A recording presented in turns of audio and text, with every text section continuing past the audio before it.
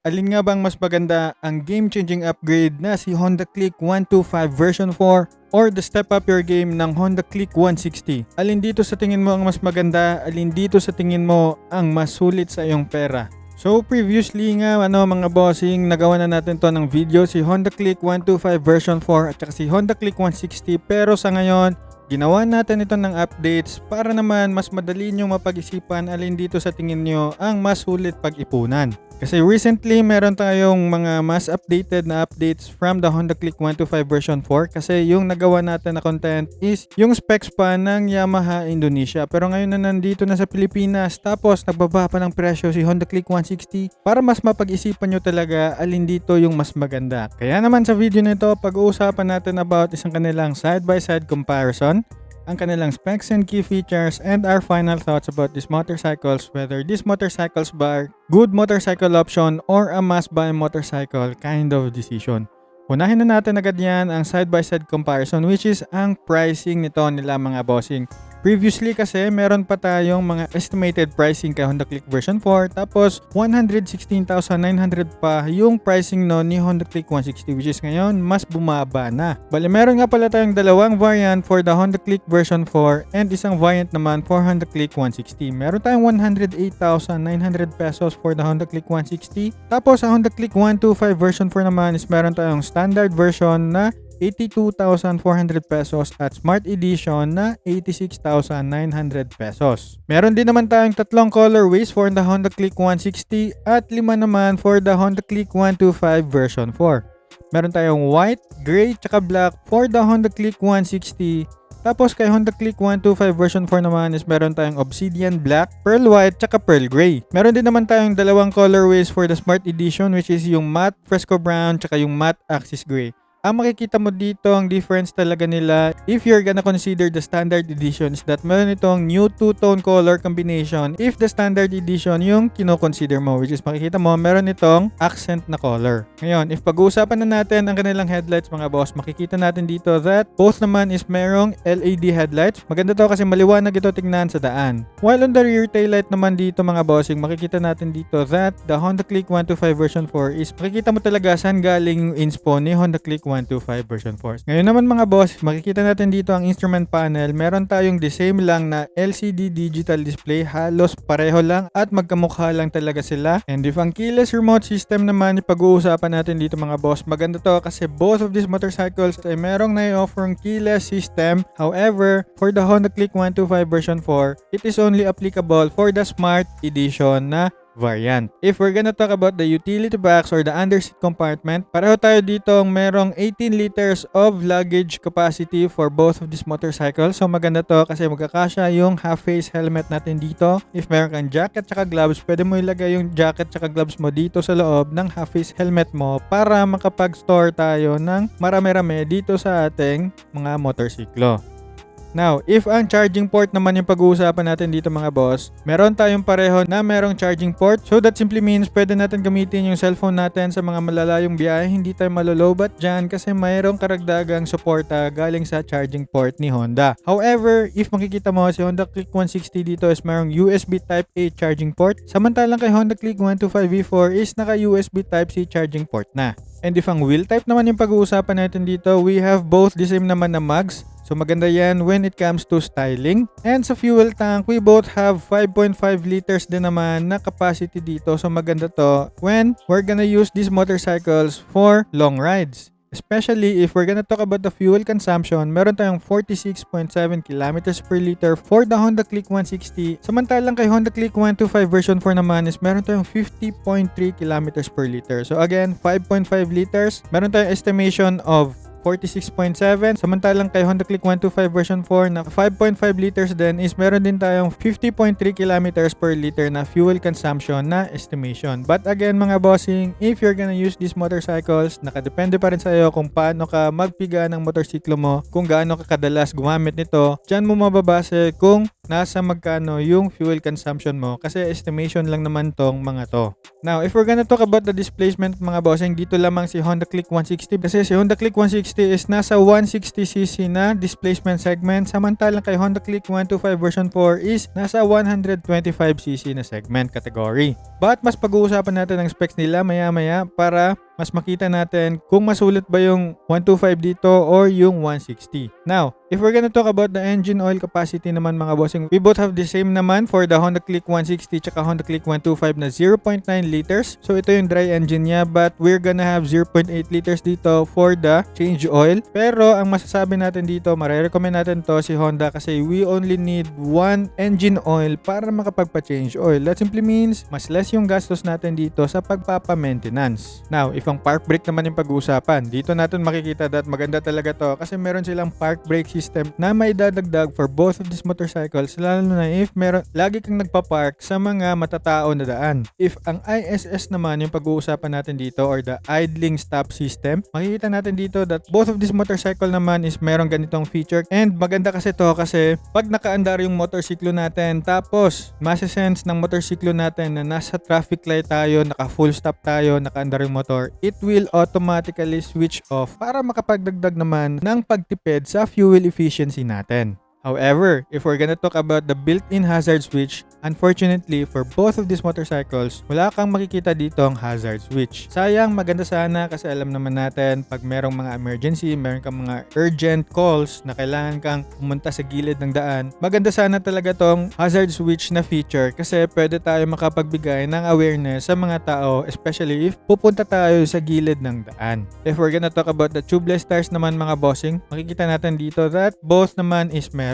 Maganda kasi ito mga bossing kasi pag naka-tubeless tires na tayo, alam naman natin na if ever mapunta ka sa situation na mapapako yung gulong mo, we can have a higher chance na mas madali itong ma-repair kasi mas madali talagang ma-repair ang tubeless tires over the tube type. One downside lang nga lang talaga dito mga bossing nod is that wala tayong built-in kickstart dito for both of these motorcycles, so need talaga natin maging aware, maging conscious, and mag-monitor lagi sa ating mga battery voltage. However, for both of these motorcycles naman mga bossing, meron naman tayo dito ang battery indicator sa kanilang LCD digital display. So, pag-tingnan nyo na lang lagi yung inyong mga motorsiklo. And last but not the least, if ang customization yung pag-uusapan natin dito mga boss, makikita natin dito that the Honda Click 160 is meron na tayo makikitang top box na mga customization for this motorcycle. Meron pang crash guard. However, si Honda Click 125 version 4 mga bossing, meron ako nakikitang mga nagpapalit na ng mga disc brake, yung kanilang kulay ng gulong, yung mga ganon. However, mga bossing, wala pa tayo makikita mga may top box, yung mga ganon na pormahan for the Honda Click 125 version 4. For now, wala pa tayo may bibigay ng mga ideas or pictures.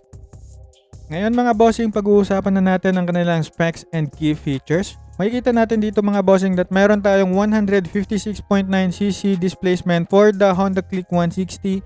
Samantalang kay Honda Click 125 version 4 is meron tayong 125cc na naka-liquid cool din naman. With a power of 15.2 horsepower at 8,500 RPM for the Honda Click 160, 11.0 horsepower at 8,500 RPM naman for the Honda Click 125 version 4. Meron tayong 13.8 Nm at 7,000 RPM of torque for the Honda Click 160, 10.8 Nm at 5,000 RPM naman for the Honda Click 125 version 4. We have 12.0:1 na compression ratio for Honda Click 160, 11.0:1 naman for the Honda Click 125 version 4. And lastly, meron tayong 60 by 55.5 na bore stroke for the Honda Click 160 and 52.4 by 57.9 para kay Honda Click 125 version 4. If makikita natin dito mga bossing, numbers wise, lamang dito si Honda Click 160 kasi alam naman natin that it has the bigger CC, it has the bigger price. So, I think justifiable din naman yung kanilang pricing dito, especially if ito yung babasehan natin sa mga kino-consider mo. If you're okay for the 125cc or mas gusto mo sa 160cc para mas magamit mo and mas mag-enjoy ka for your long term. And bago natin pag-usapan ng kanilang key features, pag-usapan muna natin ang kanilang dimensions. Unahin na natin dyan si Honda Click 160. Meron tayong 778mm na seat height, 138mm na ground clearance, and 1,277mm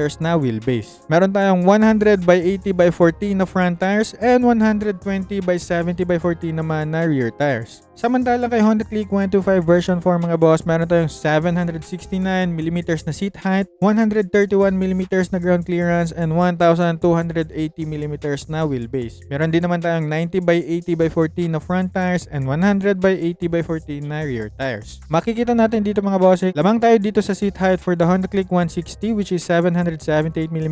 Lamang din tayo sa ground clearance which is 138mm, pero lamang si Honda Click 125 version 4 sa kanyang wheelbase which is 1280mm. Pareho din naman sila na naka 14-inch yung gulong, pero mas lamang sa kapal dito si Honda Click 160 which is 110x80 tsaka 120x70. At ngayon, pag-usapan na natin ang kanilang key features. Both of these motorcycles mga bossing is parehong merong combi brake system, ACG starter, auto start stop system, naka-keyless na for both of these motorcycles, pero sa Smart Edition lang for the Honda Click 125 version 4, and the same din sila na naka-monoshock and drum brakes yung kanilang likod. However, if makikita mo dito si Honda Click 160 mga boss, meron tayong 4 valves dito na single overhead cam and weighing around 116 kilograms. Samantalang kay Honda Click 125 version 4 is naka 2 valves lang na single overhead cam but it is weighing around 112 kilograms. Honda ESP Plus for the Honda Click 160, samantalang kay Honda Click 125 version 4 is Honda ESP lang. Again mga boss, na-discuss na natin ang 4 valves versus 2 valves mga bossing ha. Bale, kung ano yung kaya ni 2 valves, kaya rin ni 4 valves, pero mas hinigitan pa sa performance. And basahin nyo na lang dito sa gilid mga boss ano yung pros and cons ng 2 valves and 4 valves. And nasa final thoughts na tayo ngayon mga bossing whether these motorcycles ba are good motorcycle option or a must buy motorcycle kind of decision. Makikita natin dito mga bossing, meron akong linagay dito na sa tingin ko magugustuhan nyo rin sa kanilang selling point. Dito kasi mga bossing, for Honda Click 160 and Honda Click 125 version 4 is meron silang na-offer talaga na comfortability and beginner friendly kind of experience. Naka-automatic motorcycle ka ba naman? Meron tayong underseat compartment na kasya yung half-face helmet. Meron tayong gulay board, meron tayong keyless. So masasabi mo talaga ang ganda ng experience mo dito for both of these motorcycles. However mga bossing, if si Honda Click 125 version 4 yung mas kino-consider mo kasi mas practical and mas mura, ang masasagot ko dyan mga bossing, mas magugustuhan mo to kasi meron siyang standard edition na available. Which means mas mura pa sa Smart Edition. Meron tayong 82,000, around 83,000 yung estimation for the Honda Click 125 version 4. May bago ka ng motor na pwede mo magamitin for long term. I can really say maganda din naman talaga yon na offer ni Honda.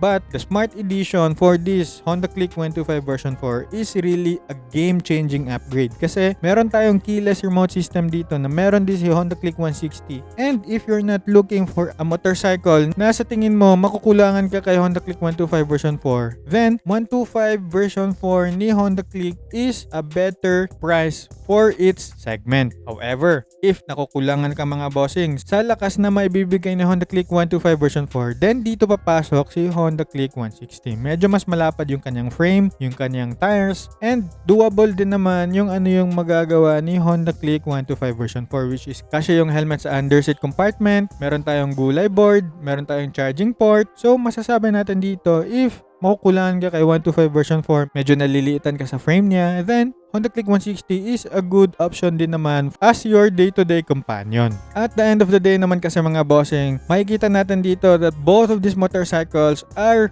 really good motorcycle option and a must-buy kind of motorcycle decision kung alin man dito yung napupusuan mo at kinukonsider mo talaga. However, ang isang tanong ko lang para sa iyo, if si Honda Click 160 yung mas kinukonsider mo, ang tanong ko lang naman sa iyo is that if ang pakay mo lang sa isang motor is ang automatic motorcycle na gas and go, meron tayong underseat compartment na kasya yung helmet, meron tayong keyless remote feature na technology, meron tayong charging port, pwede malagyan ng mga top box. Ang tanong ko sa'yo is that ano yung mga hindi magagawa ni Honda Click 125 version 4 na hindi kaya ni Honda Click 160? Kasi if performance lang naman yung lamang dito ni Honda Click 160, then Honda Click 125 version 4 talaga is one of the best recommendations, especially na mas mura ito when we're gonna talk about pricing. But again, if makikita mo yung structure nila, mas malakas at medyo mas mahal talaga yung pricing ni Honda Click 160. Kaya if tatanungin man ako alin dito yung mas magugustuhan ko, mas trip ko si Honda Click 160 because of my height and weight situation, which is yung height ko is around 5'10 and I'm weighing around 70 to 80 kilograms. Which means if uupo ako sa Honda Click 125 version 4, medyo malaking bulas ako tignan. If makikita nyo naman sa mga RS125 Fi ko, medyo ang haba ng paa ko, medyo malaking bulas talaga ako tignan sa Honda RS125 Fi ko. So ayun lang naman yung sense bakit si Honda Click 160 ako. But if my height is around 5'6", 5'7", nako, napakaganda ng Honda Click 160 especially sa mga Pinoy height average na katangkaran. If ganun klase yung height ko, I could really say si 125 version 4 na may keyless remote yung mas pipiliin ko talaga kasi mas makakatipid talaga ako. Yun lang yung nakikita kong maganda para sa akin. Pero sa inyo ba mga bossing, alin dito yung sa tingin nyo yung mas maganda, alin dito sa tingin nyo yung masulit yung pera? Okay, comment nyo nga dyan sa comment section kasi napakaganda ng update nito ni Honda. Mas naging competitive ba si Honda ngayon, especially nung release na si Yamaha Lexi 155 na its price around 99,000 as an introductory price, tapos ngayon 108,000 si Honda Click 160, which is makikita mo yung ating previous video nun. Ilalagay ko na lang dyan yung link. Bale yung price lang yung hindi natin na-update dito for this content. Pero if you're gonna watch it and remember na 108,000 yung pricing ni Honda Click 160, mag-comment ka doon alin doon yung sa tingin yung mas maganda. I want to see you there in my next video.